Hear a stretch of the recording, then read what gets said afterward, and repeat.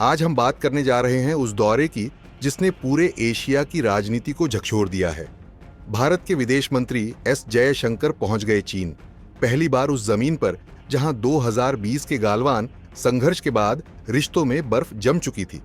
लेकिन इस बार अकेले नहीं, बल्कि उनके साथ है एक नई कूटनीतिक ताकत, ईरान और रूस की मजबूत दोस्ती।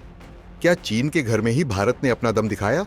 क्या एससीओ के मंच पर एक नई धुरी तैयार हो रही है जिसमें अमेरिका को बाहर रखकर एशिया के असली लीडर्स एक हो रहे हैं? चलिए शुरू करते हैं विस्तार से। दरअसल एस जयशंकर की यह यात्रा सामान्य नहीं थी। 2020 के गलवान संघर्ष के बाद यह भारत के विदेश मंत्री की पहली यात्रा थी चीन की धरती पर। गलवान में जो हुआ वह सिर्फ सीमा विवाद नहीं था, वह भारत चीन रिश्तों में एक बड़ा धक्का था। 40 वर्षों में पहली बार ऐसा खूनी संघर्ष हुआ जिसमें दोनों देशों के सैनिकों की जानें गईं।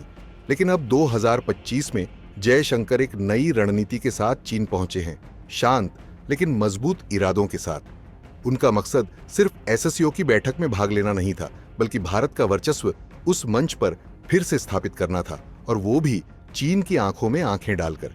एससीओ यानी शंघाई कूनैपरेशन ऑर्गेनाइजेशन, एशिया का एक शक्तिशाली मंच जहां भारत, चीन, रूस, ईरान, पाकिस्तान और मध्य एशियाई देशों की हिस्सेदारी है। इस मंच पर जयशंकर ने जो दो सबसे अहम मीटिंग्स की वो थीं ईरान के विदेश मंत्री अरागची से और रूस के विदेश मंत्री सर्गेई लावरोव से। दोनों ही मुलाकातों में अहम मुद्दों पर चर्चा हुई, खासकर व्यापार, ऊर्जा सहयोग और पश्चिमी प्रतिबंधों को चैलेंज करने की रणनीति। जयशंकर ने न सिर्फ इन मुलाकातों की तस्वीरें साझा की, बल्कि साफ शब्दों में बताया कि कैसे भारत इन रिश्तों को नई ऊंचाई पर ले जा रहा है। ये एक कड़ा संदेश था चीन और अमेरिका दोनों के लिए कि भारत अब एक स्वतंत्र धुरी बना रहा है। सबसे महत्वपूर्ण क्षण रहा जब एस जयशंकर ने अन्य एससीओ विदेश मंत्रियों के साथ मिलकर चीन के राष्ट्रपति शी जिनपिंग से भेंट की। जयशंकर ने शी जिनपिंग को भारत की ओर से राष्ट्रपति द्रौपदी मुर्मू और प्रधानमंत्री नरेंद्र मोदी की शुभकामनाएं दी। उन्होंने द्विपक्षीय रिश्तों में हाल की प्रगति से अवगत कराया और बताया कि भारत रिश्तों को स्थिरता और आपसी सम्मान के आधार पर आगे ले जाना चाहता है। ध्यान देने वाली बात यह है कि भारत और चीन के बीच बातचीत अब सीधे उच्चतम स्तर पर हो रही है, बल्कि ये इशारा है कि दोनों देश रिश्तों में रिसेट के लिए तैयार हैं। इस एससीओ बैठक में एक चीज और साफ हुई, भारत, ईरान और रूस के बीच बन रही है एक नई सामरिक तिकड़ी। ईरान से भारत के रिश्ते चाबहार पोर्ट, गैस पाइपलाइन और भू रणनीतिक कॉरिडोर के चलते बेहद अहम हैं। रूस के साथ भारत का रक्षा, ऊर्जा और वैश्विक मंचों पर सामंजस्य ऐतिहासिक रूप से मजबूत रहा है। अब जब अमेरिका ने ईरान और रूस पर कठोर प्रतिबंध लगा रखे हैं, तो भारत इन देशों के साथ बिना झुके मजबूती से खड़ा दिखाई दे रहा है।